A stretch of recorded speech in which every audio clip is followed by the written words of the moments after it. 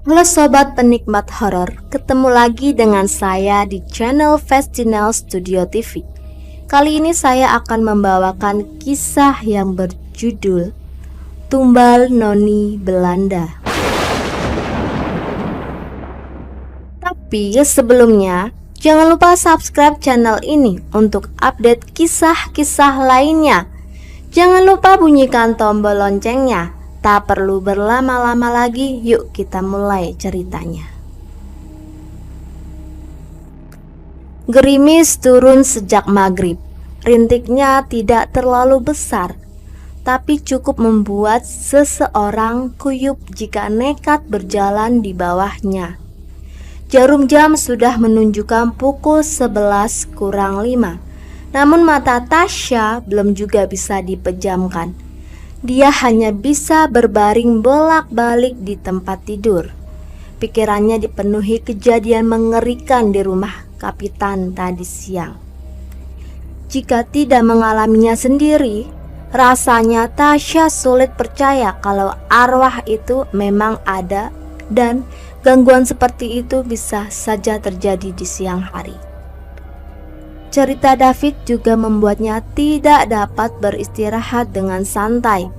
Adiknya Priscil belum tenang dalam kematiannya yang tragis dengan cara bunuh diri yang dia pilih sendiri. Kadang Tasya merenung cukup lama. Kenapa Priscil bunuh diri dengan terjun ke Sungai Musi? Tidakkah dia berpikir kalau bunuh diri seperti itu bisa membuat kesedihan keluarganya berlipat ganda? Karena peristiwa kematiannya dan karena tidak bisa menyempurnakan kepergiannya dengan mengurus jasadnya secara layak. Awalnya Tasya berpikir kalau mungkin Priscil terlalu takut menghadapi kematian perlahan yang menyakitkan, seperti gantung diri atau minum racun serangga atau menyanyat nadinya. Namun setelah hasil autopsi dokter keluar, Tasya pun paham Priscil memang ingin pergi untuk selama-lamanya dan tidak ingin jasadnya ditemukan. Bukan rasa takut akan kematian yang membuat Priscil meloncat dari jembatan Musi. Priscil memang ingin mati dengan membawa serta aibnya. Tidak ingin Tasya, papi, apalagi mami mengetahui kehamilannya dan alasan dirinya bunuh diri. Tentu rahasia besar itu bisa membuat keluarganya jauh lebih terluka dan dipenuhi dendam. Apa yang harus kita lakukan agar Priscil tenang? Tasya terngiang sendiri dengan pertanyaannya ke David tadi siang. Apa yang harus dia lakukan sebagai kakak sekaligus pelindung adiknya yang manis? Mungkin menemukan cowok yang menghamili Priscil akan membuat Priscil tenang. Saran David terdengar sangat logis. Tapi setelah orang itu ditemukan, lalu apa? Apa yang harus Tasya lakukan setelahnya? Meminta pertanggungjawaban? Mengirim cowok amoral itu ke penjara? Atau justru membunuhnya? Tengkuk Tasya terasa dingin.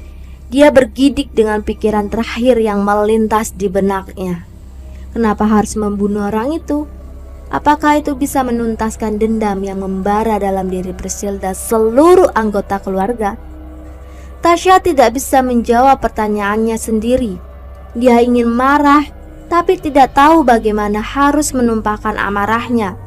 Dia ingin menangis, tapi takut tidak bisa menahan diri. Jika mami mendengar tangisnya, mami akan jauh lebih bersedih lagi.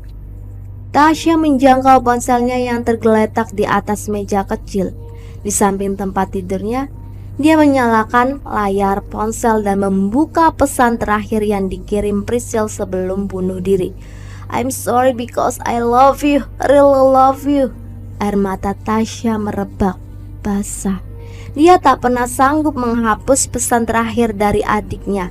Sejak pesan itu masuk ke WhatsApp-nya, sejak itu pula nomor telepon Priscil tidak pernah aktif.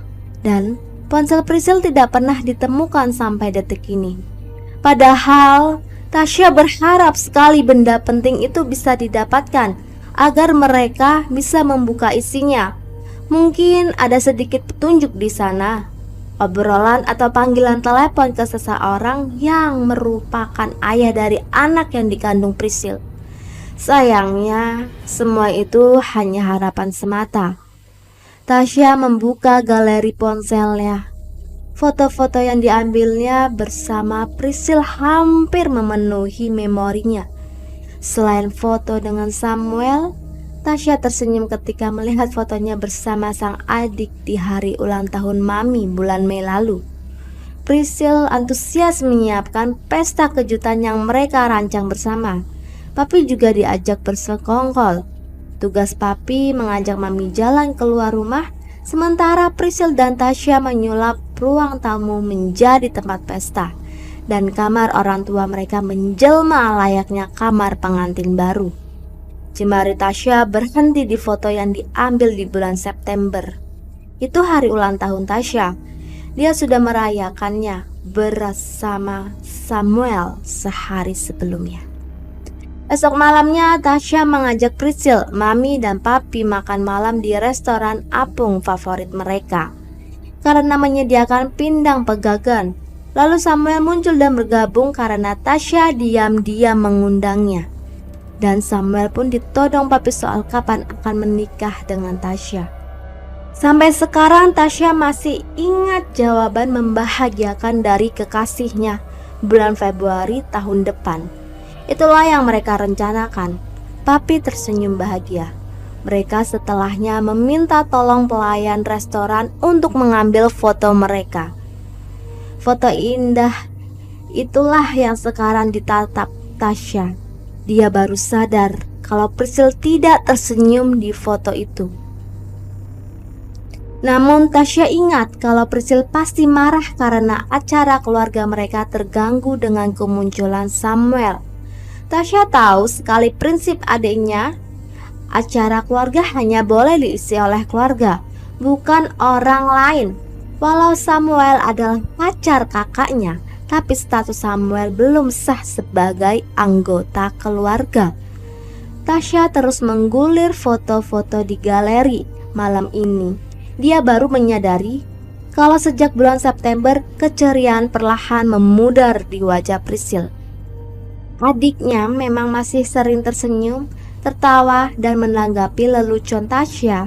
Tapi dari foto-foto yang diambil sejak September sampai Desember, senyum Priscil berbeda, tidak selebar biasanya, tidak terlihat natural. Ponsel Tasya bergetar diiringi nada pesan masuk ke WhatsApp dari David. Udah tidur?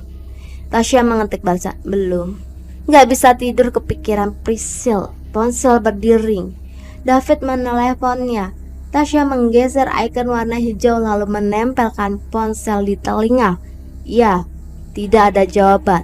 Tapi Tasya bisa mendengar deru napas David yang halus dan teratur. Apa ada yang terjadi malam ini? Tanya Tasya, dadanya berdebar kencang. Setelah tahu Priscil pernah muncul di depan David dan Joe, Tasya berharap kedua cowok itu mengabarinya kalau Priscil muncul lagi. Dia ingin sekali David atau Joe bertanya kepada adiknya, siapa pelakunya? Gak ada. Suara David terdengar pelan dan cukup jernih. Joe kemana? Sudah tidur. Ya, dia tidur. Sepertinya terjadi sesuatu padanya. Sesuatu? Tasya meluruskan punggungnya. Bukan soal Priscil, tapi soal temannya yang koma. Koma? Tasya mengernyit. Iya, yang Joe bilang sore tadi. Satu temannya meninggal dan satunya koma. Oh ya, aku hampir lupa. Betapa banyak hal yang menggerogoti pikiran Tasya, membuatnya sering lupa. Joe sedang drop. Suara David semakin lirih. Aku di balkon, Joe tidur di kamar. Tasya sudah menduga kalau David tidak ada di dekat Joe karena tidak ingin Joe mendengar percakapan mereka. Gimana cerita lengkapnya sih? Tadi Joe cuma sekilas ngomongnya. Terdengar helaan napas David. Joe merasa bersalah dengan kematian temannya, namanya Leo. Terus Tasya menyahut, yang koma itu teman ceweknya, namanya Nai. Oh, Tasya mengangguk-angguk. Kematian Leo dan komanya Nay ada hubungannya dengan arwah. David pun menceritakan tragedi di diskotik Lipstick Blok M yang dia ketahui dari Natalie, juga dari orang tua Joe, saat mereka menelepon papa dan mama David tentang kondisi Joe yang kurang stabil. Mereka sebenarnya ingin membawa Joe ke psikiater, tapi Joe menolaknya mentah-mentah. Dia sudah melewati semester ganjil yang berat. Nilai-nilai sekolahnya terjun bebas. Setiap hari sepulang sekolah dia pasti mampir ke rumah sakit, menunggu Nay selama berjam-jam. Orang tua Nay sampai harus menelepon orang tua Joe agar menjemputnya pulang, karena mereka khawatir Joe ikut jatuh sakit. Apa arwah gentayangan bisa membunuh? Suara Tasya gemetar ketika mengatakan itu, seperti tadi saat terlintas di pikirannya untuk membunuh laki-laki celaka yang sudah menghancurkan adiknya. Seketika Tasya merinding. Kalau kematian Leo bukan kecelakaan atau bunuh diri, berarti ya. Jawaban David itu membuat tubuh Tasya menggigil hebat. Dia menggigit bibir untuk menahan isak. Kata mendiang omaku, David melanjutkan ucapannya. Kalau sudah melewati batas waktu tertentu dan arwah masih belum kembali ke jalur yang sebenarnya, dia akan jadi roh jahat. Roh jahat inilah yang bisa membunuh. Berapa lama waktunya? David menggeleng, seolah Tasya bisa melihatnya, lalu segera berkata, aku kurang tahu. Waktu Oma cerita kami masih sangat kecil. Aku tidak terlalu menyimaknya karena seringnya aku takut tidur sendiri. Tasya merasa ada sesuatu yang meruap dalam perutnya. Sesuatu mirip kepakan sayap kupu-kupu raksasa. Dia ingin muntah. Apa yang harus kita lakukan, Fit? Cari petunjuk, Syah. Aku rasa cuma itu yang bisa kita lakukan. Aku tetap yakin kalau Priscil mau kita menemukan cowok itu. Lalu mereka terdiam, masing-masing terseret arus pikiran sendiri. Apa tidak ada cara lain? Tanya Tasya setelah jeda cukup lama. Aku rasa nggak ada, cuma itu. Kalau masalah Priscil di dunia ini selesai, semuanya bakal selesai. Baiklah, hanya itu respon Tasya. Dia tidak punya pilihan lain. Apa yang dikatakan David memang ada benarnya. Kalau Tasya ada di posisi Priscil, dia juga akan melakukan hal yang sama. Tidak akan membiarkan laki-laki durjana itu hidup tenang dan damai. Sebelum merasakan sakit dan kesedihan yang sama, tapi di mana Tasya bisa menemukan orang itu? Bagaimana kalau laki-laki itu seorang yang sangat asing? Bagaimana jika Priscil diperkosa laki-laki tak dikenal? Laki-laki bejat yang mengambil korban secara acak, sementara Priscil ada di tempat dan waktu yang salah. Bagaimana Tasya menemukan orang itu? Pembicaraan telepon pun berakhir begitu saja. Tadinya Tasya berharap mengobrol dengan David akan mengurangi sedikit beban pikirannya, atau setidaknya memberi petunjuk tentang apa yang harus dia lakukan. Namun kenyataannya dia malah semakin tidak menemukan apa-apa. Dia seolah dihadapkan ke sebuah labirin di adegan film Harry Potter dan dipaksa menemukan jalan keluar tanpa bantuan tongkat sihir, lentera, atau petunjuk apapun. Tasya ingin berteriak, siapa orangnya? Dan berharap Priscil mendengar itu lalu memberinya jawaban. Namun Tasya tahu itu akan sia-sia. Dia tidak pernah bisa melihat Priscil. Dia tidak bisa melihat hantu. Kalaupun iya, apakah Priscil mau memberinya jawaban? Bagaimana jika adiknya tidak ingin berkata apa-apa kepadanya? Bagaimana jika Priscil sebenarnya tidak ingin Tasya tahu? Tasya merebahkan tubuhnya di tempat tidur, memandang langit-langit kamar. Udara selepas hujan terasa dingin. Namun malam ini jauh lebih dingin. Tanpa Tasya sadari, di sudut kamar di dekat lemari pakaiannya ada satu sosok berdiri dalam gelap. Dia basah kuyup, tapi anehnya tidak menggigil kedinginan. Dan sedari tadi dia mengelus perutnya sembari terisak pelan. Beberapa saat waktu berlalu sebelum Tasya bangkit dengan enggan untuk pergi ke kamar kecil. Dalam perjalanan kembali ke kamarnya, saat meraba susuran pembatas lantai 2, Tasya melihat ke bawah, ke ruang tengah yang agak remang. Ada seseorang yang berbaring di sofa. Televisi masih menyala, tapi tidak menampilkan siaran apapun. Layar menampilkan segerombolan semut hitam yang riuh. Tasya menghentikan langkah. Lewat cahaya layar televisi, dia bisa mengenali sosok yang ada di sofa, Mami. Tasya berbalik menuju tangga lalu turun perlahan. Setelah berada di samping Mami, tangannya terulur hendak menyentuh pundak ibunya, meminta Mami pindah ke kamar. Tapi gerakan tangannya terhenti ketika matanya tertumbuk ke sesuatu yang di dekat Mami begitu erat. Tasya menajamkan penglihatannya di tengah kegelapan. Dadanya kempis seketika itu foto Priscil, dan Tasya baru menyadari kalau ada sisa air mata yang mengering di wajah Mami yang sepertinya sudah menua terlalu cepat dalam 2 minggu ini. Seketika Tasya menggigit bibir. Tangisnya mendesak, ingin keluar dan meledak. Namun dia meredamnya sekuat mungkin. Dia tidak ingin membangunkan Mami. Perlahan Tasya mundur, menjauhi sofa, menjauhi Mami. Setengah berlari, Tasya menaiki anak tangga lantai 2. Dia menyerbu pintu kamarnya, menutupnya cepat, lalu melorot dan terduduk di balik pintu. Tangisnya pecah tanpa bisa ditahan. Sementara itu di ruang tengah, satu sosok berdiri di samping Mami. Tangan basahnya terulur, tapi lalu ditariknya lagi perlahan. Wajahnya begitu pucat, matanya nyaris putih semua. Kulit tangannya layu, seperti sudah terendam air berhari-hari. Dia mengenakan rok abu-abu pendek dan baju putih.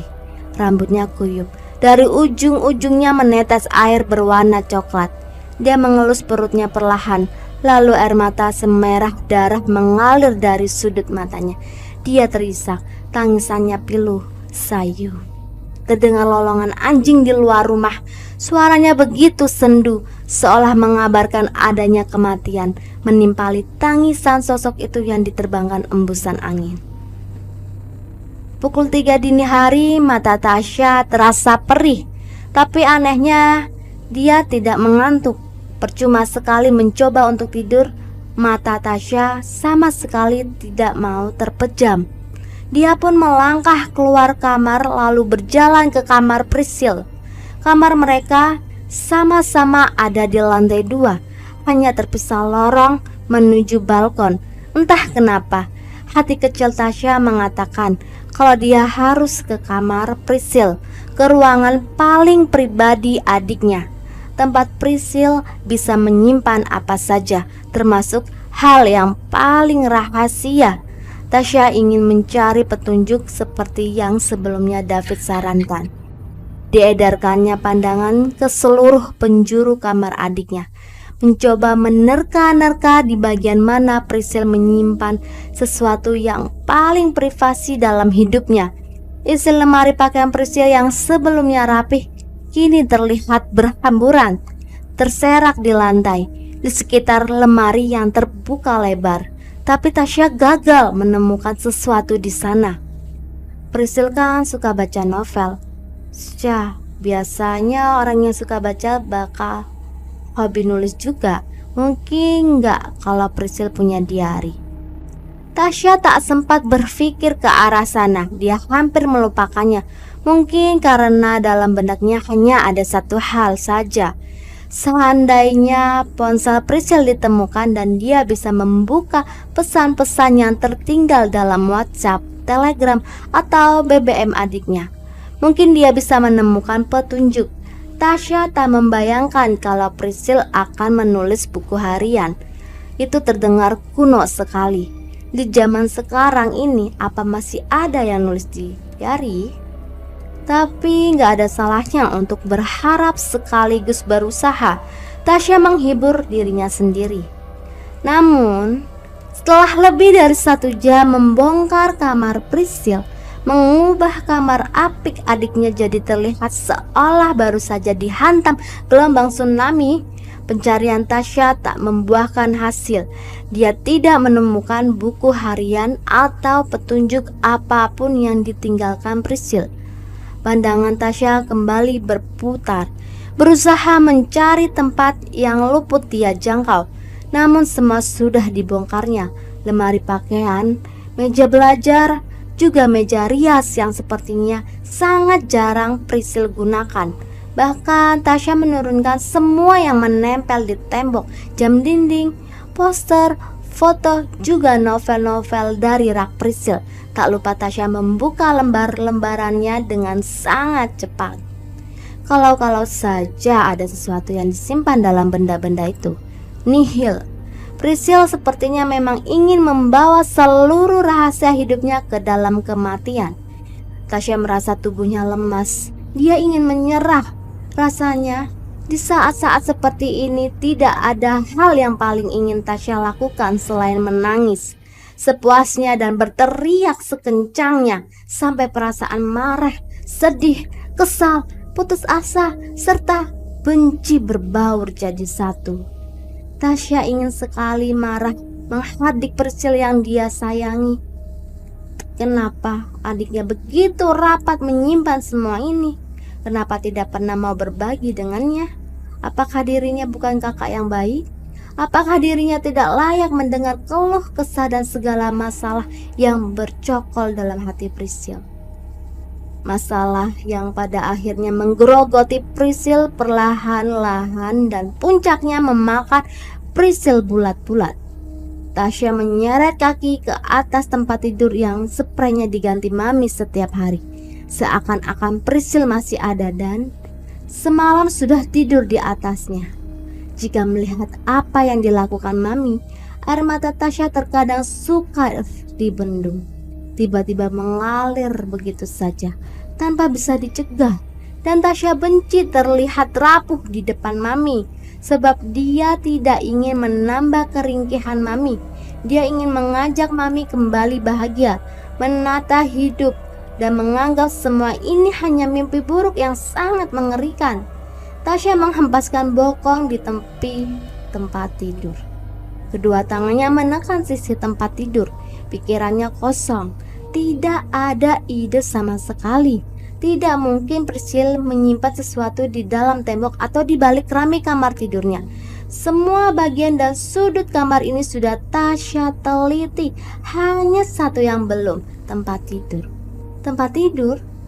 Tasya terlonjak dari duduknya, tangannya segera menyibak spray, membuka sarung bantal dan guling dan memeriksanya. Tetap tidak ada apa-apa. Mata Tasya tertumbuk ke dua lapis matras.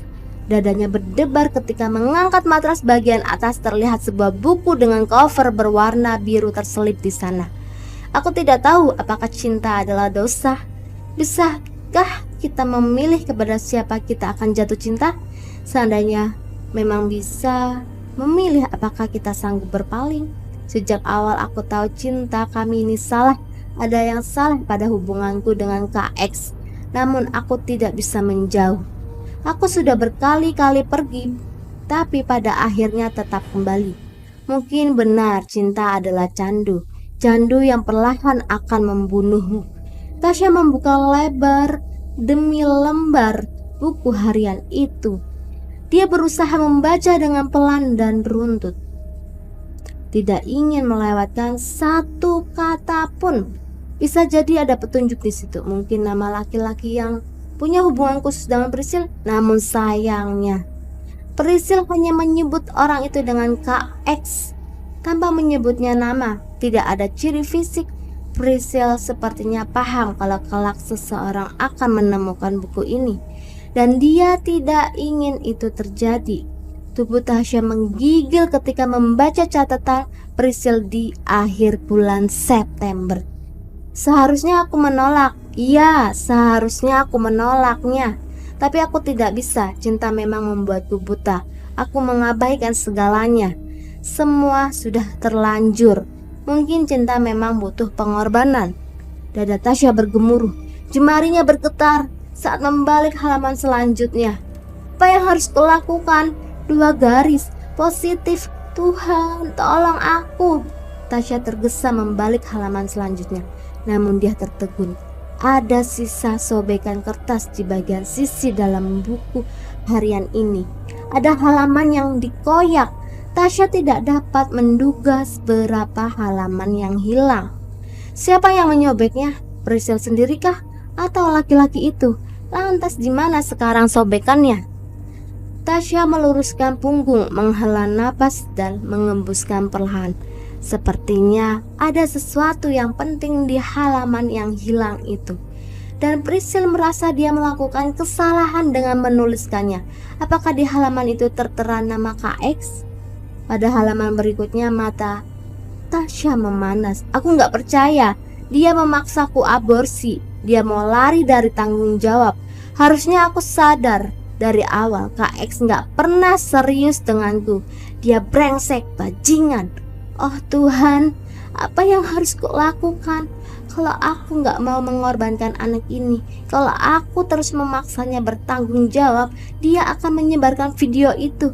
Aku gak percaya dia tega melakukannya. Dia merekamnya dan sekarang video itu senjatanya untuk lari dariku.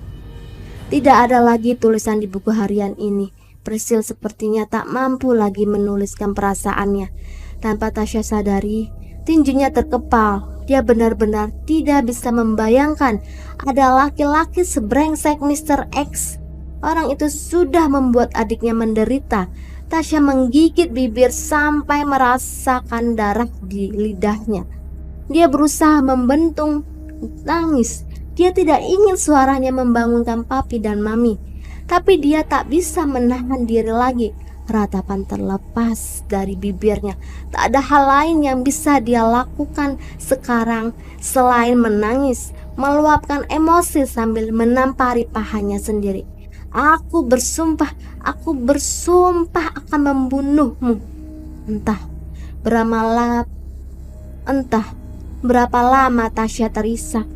Tiba-tiba saja Mami sudah berdiri di depan pintu kamar Priscil dan berseru kaget, "Tasya!" Mami tergesa masuk. Sontak Tasya mendongak. Wajahnya masih lembab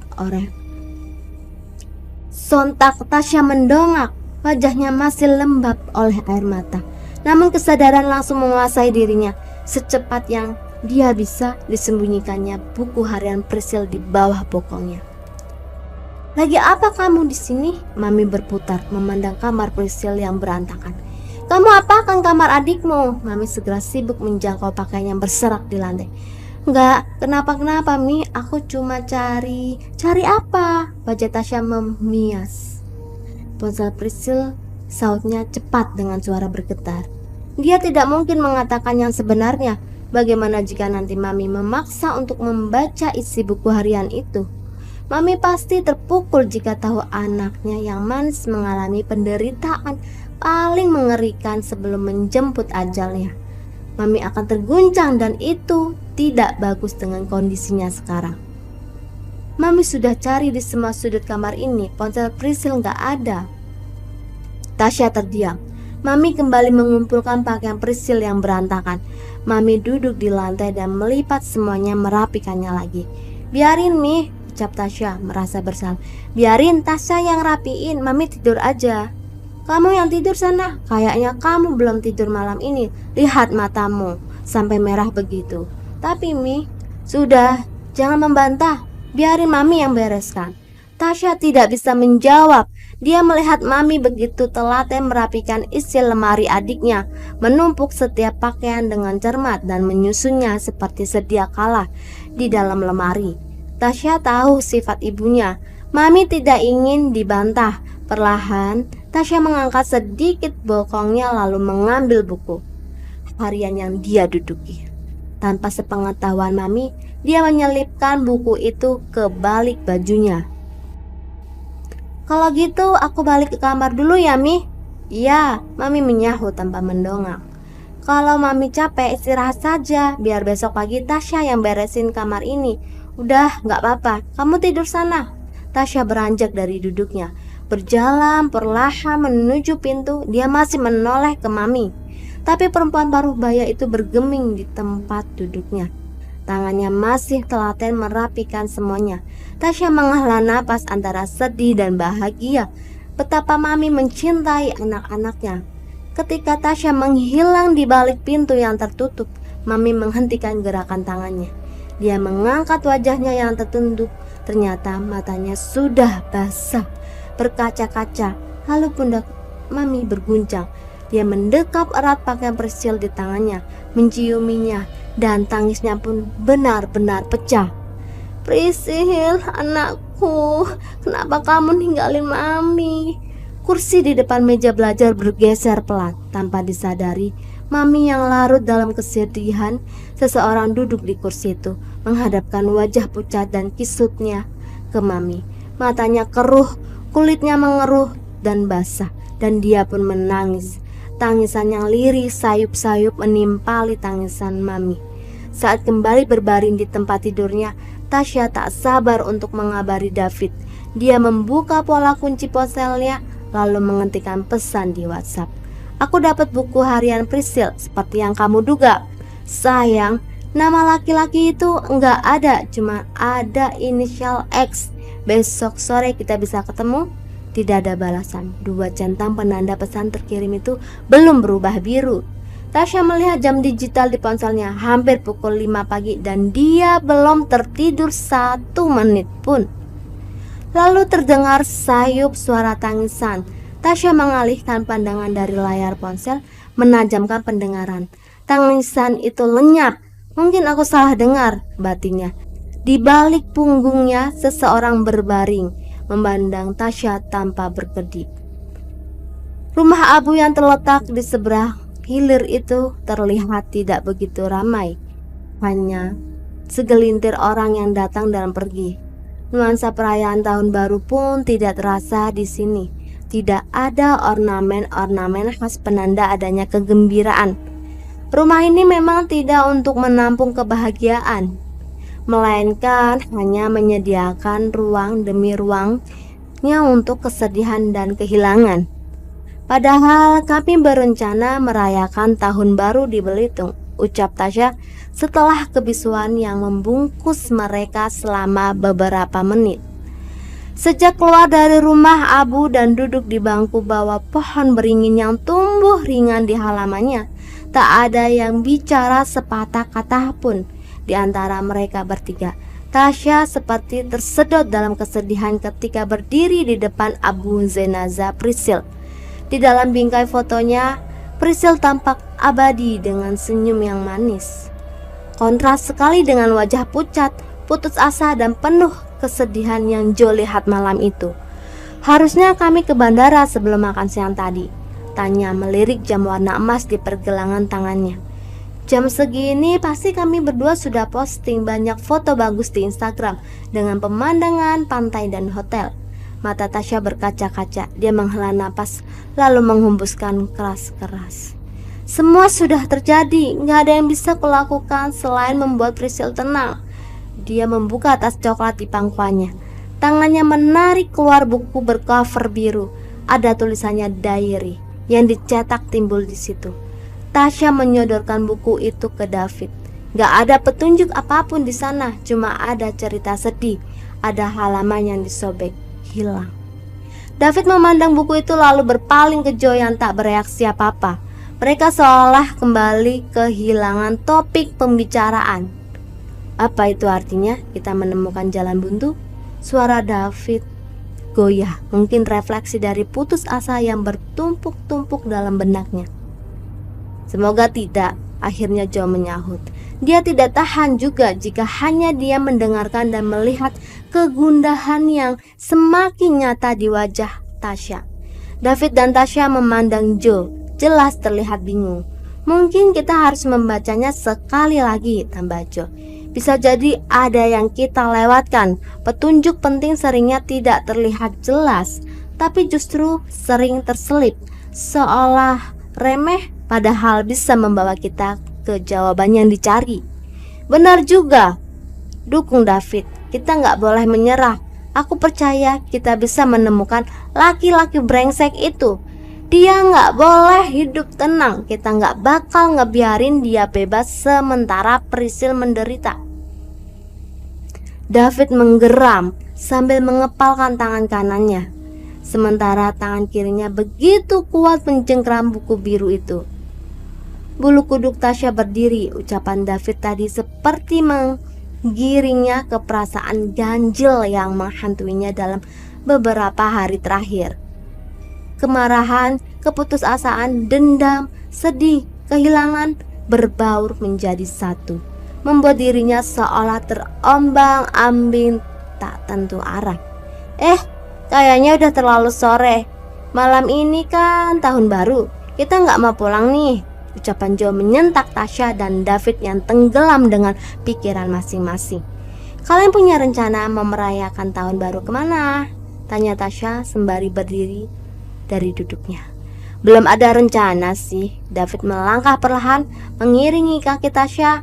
Paling kita lihat kembang api di jembatan Ampera. Kamu mau ikut? Tawar David. Tasya mengedikkan bahu. Lihat nantilah. Aku mau tanya papa, mama dulu. Mereka punya rencana enggak? Enggak tahun baruan sama Samuel. Seketika Tasya menoleh ke Joe, begitu juga David.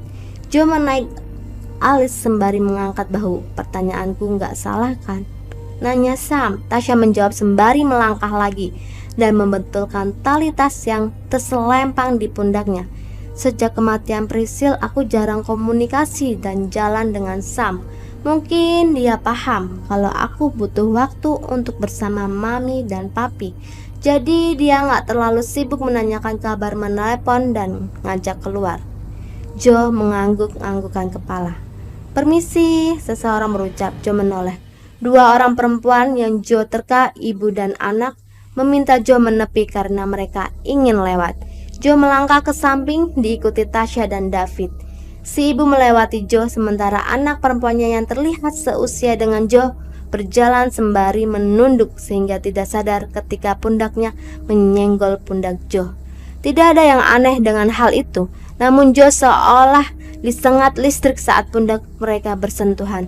Cewek itu seketika berhenti tepat di depan Tasya dan David yang lalu diam kebingungan. Cewek itu tidak menoleh, tapi tubuhnya langsung menggigil hebat seperti dilanda demam. Hei, kamu gak apa-apa? David bertanya cepat. Tante, Tasya segera berteriak memanggil ibu secewek yang terus berjalan, tidak menyadari anaknya sedang bertingkah aneh. Perempuan itu menoleh dan matanya melotot begitu melihat apa yang terjadi. Vero! Dia menjerit dan setengah berlari menghambur ke anaknya. Cewek itu seketika berbalik menghadap ke arah Joe. Kau yang membuka gerbang Yin. Telunjuknya terangkat lurus ke dada Joe. Suaranya terdengar berat, lebih mirip suara laki-laki tua ketimbang suara gadis remaja. Tak ada yang bisa kau lakukan selain menghadapinya. Kau tak bisa lari. Dia yang sudah terkubur bersama dendam ratusan tahun, kini telah bangkit karena kunci yang kau putar. Sudah sangat lama dia menunggu kesempatan ini. Pilihanmu hanya dua, membunuh atau terbunuh. Wajah Tasya pasih, juga wajah David.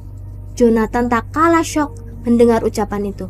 Mulutnya terkunci rapat, matanya nanat, sementara mata cewek di depannya terlihat janggal, sepenuhnya putih tanpa pupil hitam.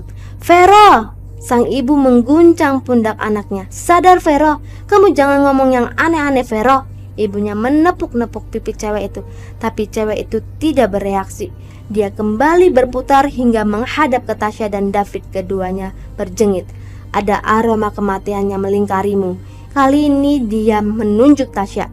Ada seseorang yang seharusnya belum mati, tapi dia ingin mati. Sekarang dia terjebak di dunia Yin. Jika dia terus ditahan oleh seseorang yang mengincar temanmu, dia tidak akan pernah bisa reinkarnasi.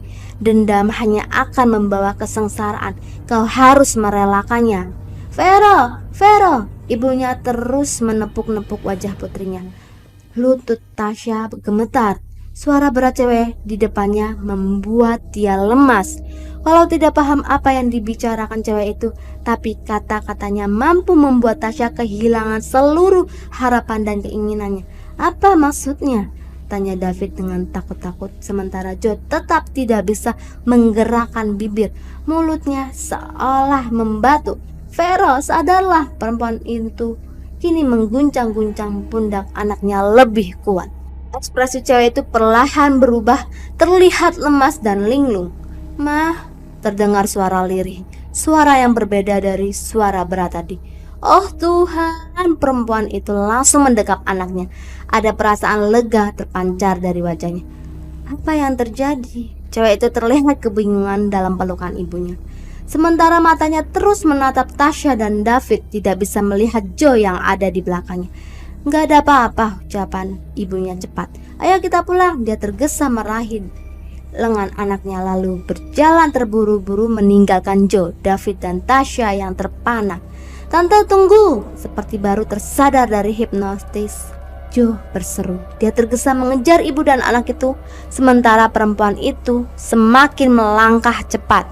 Tante tunggu, Joe menghadang mereka berdua. Aku ingin bertanya ke anak tante apa maksud ucapannya tadi.